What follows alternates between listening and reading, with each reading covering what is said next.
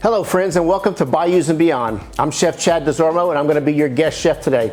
So what we're going to do is we're going to take you down to the Bayou State and show you some of those great recipes that we love down there. I'm also going to add a little bit of a twist to each one. That's kind of the Beyond portion of the Bayous and Beyond. First, I'd like to start off by saying welcome. Again, I'm Chef Chad DeZormo. My story starts as a young man in the kitchen. My mother let me start cooking when I was at a young age. And then about 25 years old, I went on to culinary school and learned a lot about many different other cuisines. But every time I always met someone, they always wanted to know, what are you gonna cook me that's Cajun? So it's kind of funny how we go full circle and we're right back where we started, right back with Cajun cuisine. So I'm looking forward to showing you the three dishes that we have today. Our first one is a blackened corn mock choux salad. It's taking that good old mock choux recipe and turning it into a really nice bright salad. Also, we're gonna do a nice Vietnamese Cajun jambalaya. We're gonna take chicken and sausage and shrimp, and we're gonna add a Vietnamese Cajun spice to that. That's the twist on that dish. And that's gonna just bring a new flavor to an old school jambalaya recipe that I have. The last but not least, we're gonna show you a spicy white chocolate bread pudding. That's taking that yummy bread pudding that we make in Louisiana, adding some white chocolate to it, making a spicy white chocolate sauce. All spicy means is sweet and spicy. So we're gonna add a hint of cayenne to that sauce to put our own little twist on it. Thank you for being here today, and let's get cooking. Hey, I'm Chef Chad, and I'm from Southwest Louisiana. And today we're gonna show you a little bit about the Bayou State, cooking in the Bayou State. One of our dishes we have here for you today is a white chocolate bread pudding. I'm actually renamed it as a spicy white chocolate bread pudding. All that simply means is that we're taking that good sweet bread pudding that we all know from Louisiana, and we're adding a little bit of a heat note to it. So spicy is a buzzword. It's just a fun word that we use these days. It's to blend sweet and spicy, so spicy, and then white chocolate bread pudding. So what we have here, we're gonna make you a simple white chocolate bread pudding. It consists of a nice sliced bread, usually day old or leftover bread, some sugar, some white chocolate chips, that good old egg custard that turns it into a nice bread pudding. And then we're gonna make that white chocolate sauce with some more of the white chocolate chips, a little bit of heavy cream, and then a pinch of that really nice spicy cayenne pepper that's gonna bring that spicy note to it. And then last but not least, we're gonna top that spicy bread pudding with a fun candied orange peel. So in Louisiana, we grow a lot of citrus down there along the coastal states. There's a lot of satsumas. People have satsumas in their yards. And if you can't find satsumas, navel oranges will do. So we'll show you how to make those candied orange peels as well. So we're gonna go ahead and get started. I have some of the bread already pre-sliced, but I'm gonna show you how I like to do mine. I basically like to just cut mine into little slices like this.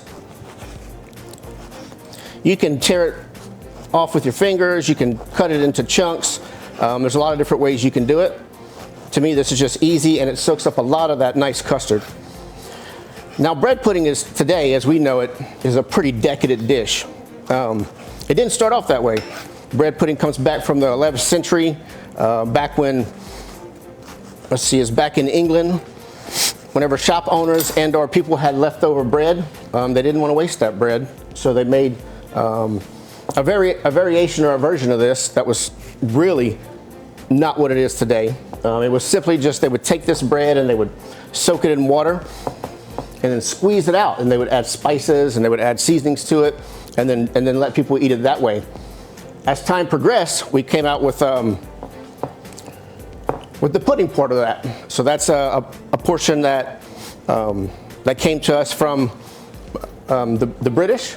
Pudding comes from Britain, and we now do the same thing. We have a lot of leftover bread in all of our restaurants in Louisiana. Always have leftover bread, that good Louisiana French loaf. I did a French baguette today, and we don't ever want to waste that. So we're gonna take a break, and I'm gonna get this started on the stove behind me, and I'll show you how to get this made.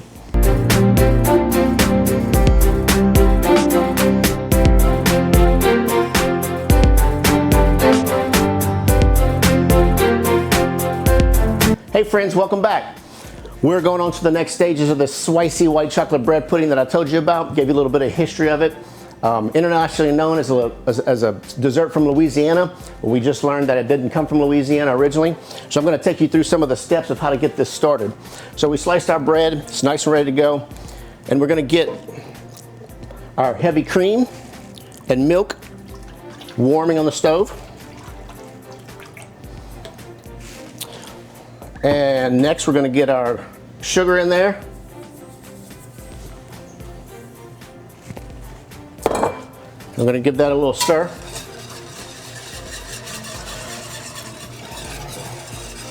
So get that nice and warm. We're going to get our white chocolate chips in there. Basically what we want to do is get that nice and warm just to the point of where those white chocolate chips melt. Now I use white chocolate chips, but you can use any kind of white chocolate you like. If you like the wafers, if you like a larger bar, you just have to cut that up kind of, you know, to where it's all the same size, so that way it melts nice and easy for you. White chocolate chip seems to work really well for me. Now while we're doing this, we also have two more components that we're going to go with. So we're going to start off making our candied orange peel, and that's very simple. Just a little bit of water,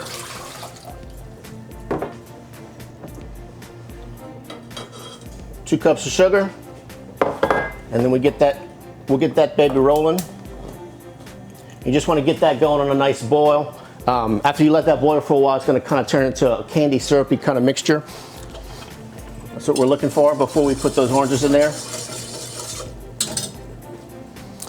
And on the back burner here, we're going to get our white chocolate, our spicy white chocolate sauce going. So we really just want to get that cream in there. It's almost like a white chocolate ganache.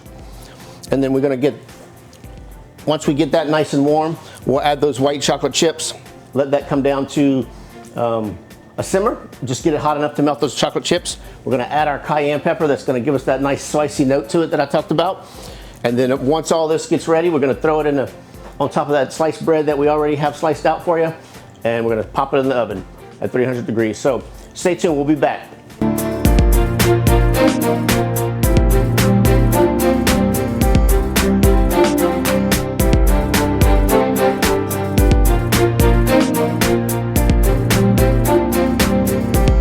All right, friends, welcome back. We're back to finishing up our bread pudding, our spicy white chocolate bread pudding. We do have 3 components going right now, so I kind of want to show you how to take this to the next level. So this is our white chocolate sauce that we made. It's nice and melted, so it's still kind of warm. Gonna take some nice spicy cayenne, 3 or 4 little pinches. You don't want to overdo it because this is really just a sweet dish with a little kick of spice. We'll get that whisk in. Once that's nice and whisked, we'll take it and we're going to put it in our nice little ramekin here for later. This is going to top our, there's going to be a sauce for our bread pudding right here. And then, as I said before, a couple cups of sugar, couple cups of water. We'll put our orange peels in there. Really nice, ready to go. What you want to do is when those are ready, we're going to take those orange peels and drain them.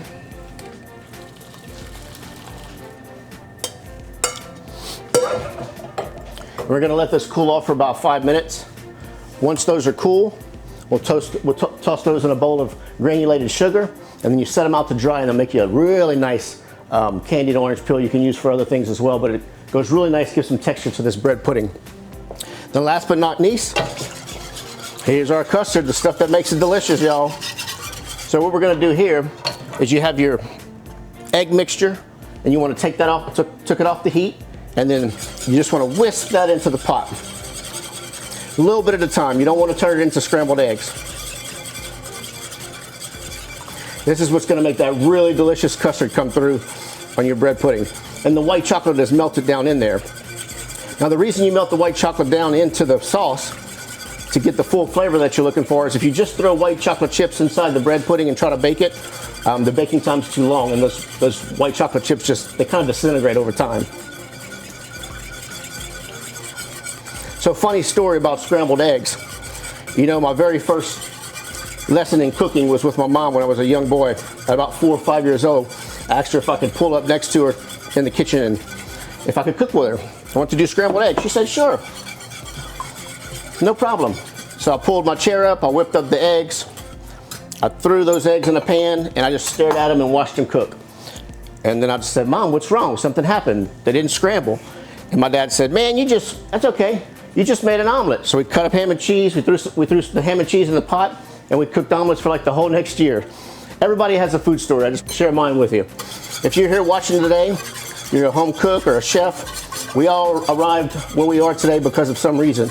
And it was because of my heritage and my family passing on those great times of cooking together. All right, we're gonna take another quick break, and then we're gonna show you how to get this thing in the oven and get it finished off. We'll see you in a few. All right, welcome back. Let's finish getting this bread pudding in the oven. So now that we made our nice custard sauce, we're just gonna pour about half of that on top of your bread. Now we're gonna do a little bit quicker version today, but most people let this set for about 4 or 5 hours. You can even let it set overnight in your refrigerator before you decide to bake it. You wanna get as much of that custard into this bread as you can. So, you know, I've got my hand in the pot. My mom told me one time, you know, never play with your food. I've learned over the years, cooking all over the place, meeting people all over, eating in a lot of different establishments. The more you play with your food, the more fun you can have. So Mom, thanks for the advice, but I have to say, playing with your food is a whole lot more fun. Let's finish topping it off with this custard. Oh man, there it is. That's what we're talking about right there. Just want to get that nice and soaked in. Use both hands. It's a little bit messy, but it's all right. Nothing wrong with that.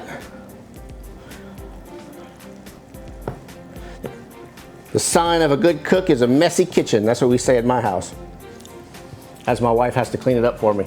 But anyway, all right, we got that in there. We're gonna get that covered with a little bit of aluminum foil. So this is a pretty slow bake. You wanna do about 300 degrees for about an hour with the foil on top, and then you're gonna cook it another 45 minutes with the foil off, so that way you can get that nice brown on top. And then just to show you, we finished up our candy pills. I took them out of that nice sugar water, tossing them some granulated sugar. So those are gonna be a nice touch to the top. And then we finish up this white sauce.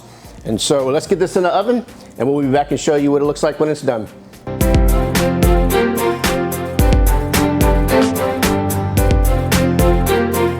All right, welcome back, friends. Now it's time to take you down to Southwest Louisiana with one of my favorite dishes, probably the #1, #2 dish served in Louisiana, jambalaya. I'm bringing my own version of it today.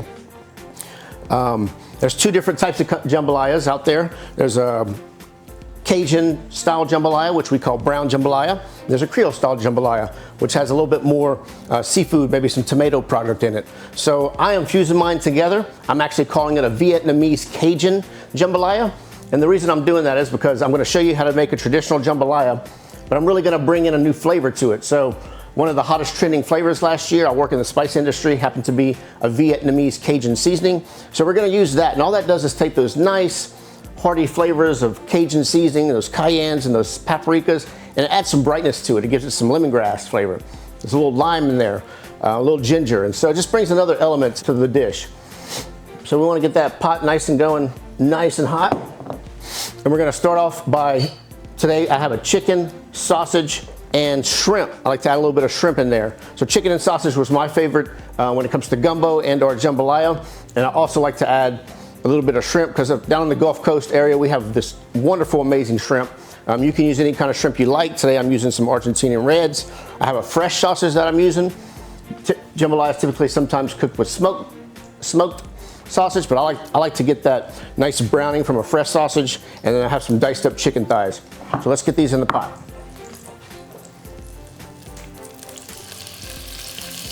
Oh, there's that nice sear sound you're looking for. And I'm gonna put some of those shrimp right now. The reason being is shrimp tend to overcook. It takes a little bit of time for this to get going. And so we don't wanna overcook those shrimp. So what we'll do is about halfway through the cooking process, we'll open up the pot. We'll add our Vietnamese Cajun seasoning, some parsley, and then the shrimp to let it finish cooking.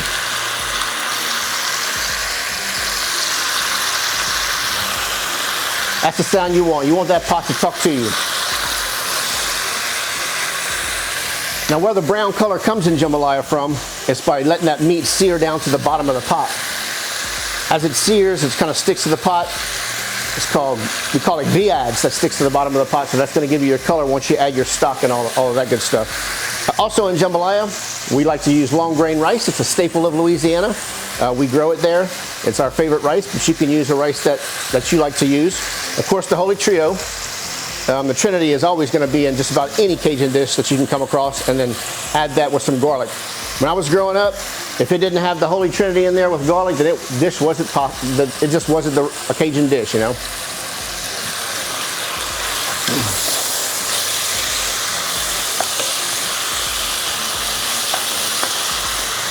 So kind of a good story about the Viet Cajun seasoning. Down in New Orleans, we actually have a great Vietnamese culture. After the Vietnam War, a lot of your Vietnamese settlers settled in our area, and the reason being is because a lot of them knew how to fish and shrimp, and the weather was very close to the same as where they come from, and so they were able to make a home and a good living there as well. So there's been influences with Cajun food and Vietnamese flavors for a while, but I'm going to get this dish going a little bit better, and then we'll be right back to finish it off.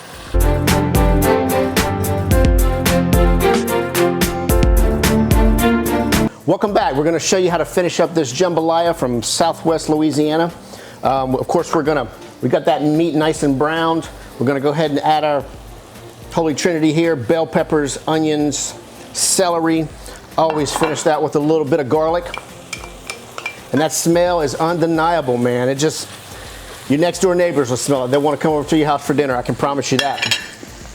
So a little bit more about jambalaya while this veggies saute up a little bit. So jambalaya comes over from our Spanish settlers. So we have a lot of influences on Louisiana cooking from all over the world. That was what makes it such a great melting pot of flavors. You know, our cooking is influenced by the Spanish, by the French, by the Germans. We have some Caribbean influences there. Really heavily influenced from our West African folks that came over and really took the indigenous items that we had in Louisiana and incorporated into the dishes that they made. So we believe that jambalaya started off and came over from the Spanish as a paella. And what happened was, when the paella got here, we just didn't have all of the things they put in paella available. So we replaced the mussels and the clams with oysters and with crawfish and with shrimp and things like that. And it just kind of evolved. We always had a good source of meat. Typically, jambalaya is often cooked with pork.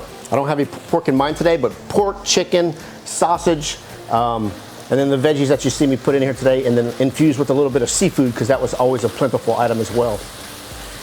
So now that we got all that nice and sauteed and cooked down, we're going to go ahead and add our stock. So I like to use a blend of chicken and beef stock. Typically it calls for chicken stock. If you have seafood in there, you can use a seafood stock. Sometimes that's just hard to find. But I like to build the flavor. So about 3/4 chicken stock with the rest of the beef stock. It just infuses a little bit more flavor in there. So once we get this smell is awesome. I wish you guys could smell this at home, because man, it would just make your mouth water. All right, so we have our stock in there. We're gonna get that nice and rolling pretty hot. We're gonna add our long grain rice. A lot of our Cajun dishes were developed as one pot dishes. This is considered a one pot, means everything's cooked in the pot.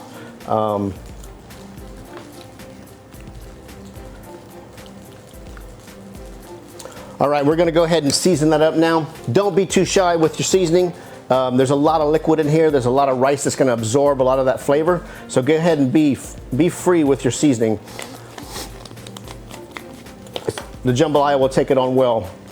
And just like in many other dishes, it's always better on the second day. So wanna make sure that's good and seasoned.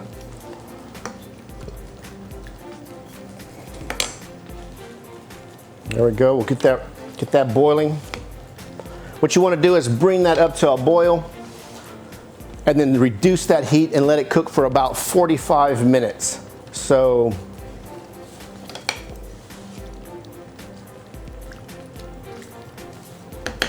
almost got it to a boil. And we'll take a quick break here, and we'll come back and show you how to finish that off. All right, welcome back. We're going to show you how to finish off this Viet Cajun jambalaya.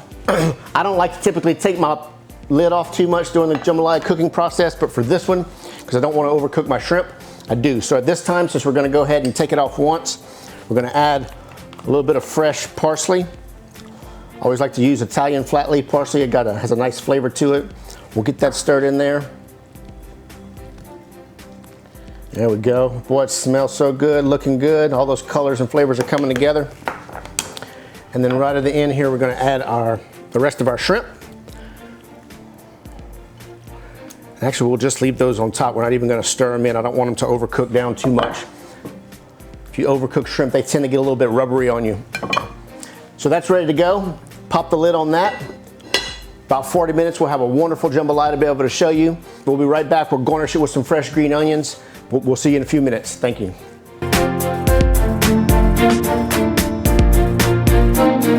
All right, welcome back, friends. Today, I'm going to show you another version of one of our beloved dishes down from Southwest Louisiana called corn makshu. What we're making now is going to be called a blackened corn makshu salad. So I'm going to take all those ingredients that we know as corn makshu and make that into a nice, vibrant, bright salad. Now, corn makshu is probably one of the most original dishes in Louisiana.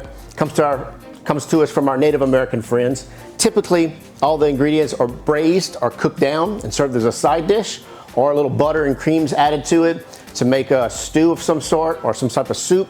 And then you can even make it a full meal if you add some protein to that. So you can add some shrimp, some pork, some chicken to that and make it a full meal. But today what I'm going to do is, we call it a blackened makshu salad. So I like to take my corn and cut it straight off the cob. To me, that's the sweetest way to get corn. You can do this with frozen corn. Not so good with canned corn. So I like to go to the farmer's market if I can, get some fresh corn. Just cut it right off the cob. Like that. Then we get this in a smoking hot cast iron pan. Oh yeah, that's the sound we like to hear. There we go. And then we're going to take some blackened seasoning and just add that to the corn. That's going to give us that nice blackened flavor that we all love. Now, blackening is not it's not an old school method of cooking. Blackening was actually developed by Chef Paul Prudhomme, often used on fish or some type of protein. But what this allows us to do is to make our nice grilled or blackened salad, or blacken anything, inside the house. A lot of people will grill their corn out on their barbecue pit, but if you want to make this during the spring, or you want to make it during the fall or the winter, and you have good corn, this is a good way to have a nice, beautiful salad with all the flavors of that makshu. So while that's blackening, we're going to go ahead and get started on the dressing that we're going to use for the salad. So a few different components that we're going to start off with is a little bit of Dijon and or Creole mustard. You can use any kind of mustard you prefer. I have a Dijon here today. We're going to add a little bit of apple cider vinegar. Give me a whisk. We're going to add a little bit of Louisiana hot sauce to that. Yep, give it that flavor that we're looking for. And then a few fresh squeezes of lemon.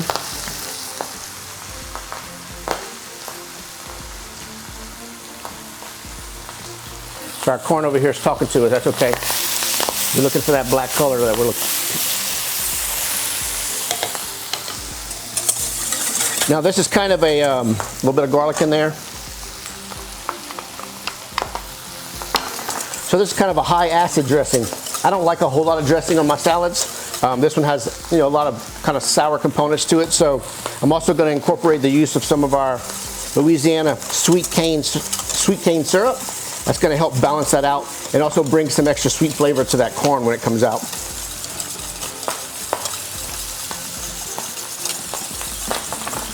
All right, let's taste that and see what we got. That's the one we're looking for. And add a little bit more cane syrup to that for that sweet note. All right, so corn's blackening, dressing's made. Give me a few minutes and we'll be back and show you how to finish composing this salad. All right, friends, welcome back. We're finishing up this blackened corn mock shoe salad.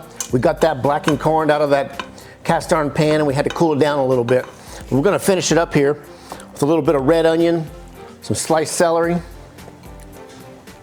We got your red and green diced bell peppers. Bring some really nice color to it. Got you some cherry tomatoes. You can put them in there whole, but I like to cut them in half. They're a little bit easier to eat. Think about your guests or whenever you're gonna eat. You want it to be a nice size, easy to chew. A little bit of parsley in there. Season up with some salt and pepper. Salt, a little pepper, a little more pepper. All right, we're gonna give that a nice little toss. This is a really beautiful salad. Great for parties, great for guests, great for summertime, springtime, even the fall season when you're getting that good sweet corn. And then last but not least, we're gonna take our dressing that we made and we're gonna add that to it, the dressing with that fresh garlic, and give that one final toss. Look how pretty that is. Again, not hard to make. A little twist from the regular corn mock shoe that you're used to. We blackened that corn. We added some nice fresh vegetables with a really bright and finishing off dressing. And we hope you love it as much as I do whenever you try it at home. So we'll be back in a minute. We'll wrap up all 3 dishes and I look forward to seeing you in a few. All right, friends, as sad as it is to say, we're coming to the end of our time together, but I'm gonna recap the 3 things that we made today. So we had our blackened mock shoe salad, a nice twist on that good old Cajun hot mock shoe, turned that into a really nice bright salad. We had our Cajun Vietnamese jambalaya. We took a chicken and sausage jambalaya, Cajun style. We added a little bit of shrimp to that and some V8 Cajun seasonings to give it a twist on things. Garnished it with a little green onions. Man, you can't go wrong there. Last but not least, the good old poor man's bread pudding. We took a white chocolate sauce, made a custard out of that. We're gonna top that with a little bit of our spicy white chocolate sauce. Can't go wrong there. You can't ever add too much. So that's a white chocolate ganache sauce with a little bit of cayenne in there for the spicy. And don't forget about the orange peels that we got to put on top of that as a nice little texture piece. Again, we appreciate you being here today. My name is Chef Chad DeZormo. I'm from Southwest Louisiana. It's exciting to show you some of the 3 dishes that I'm very proud of due to my heritage and where I come from. Okay, so let's get together again soon. I had a blast today. You can find more of me at Chad Des at Instagram. That's Chad DES at Instagram. Hey, thank you for joining me on Bayous and Beyond with Chef Chad DeZormo. We'll see you next time.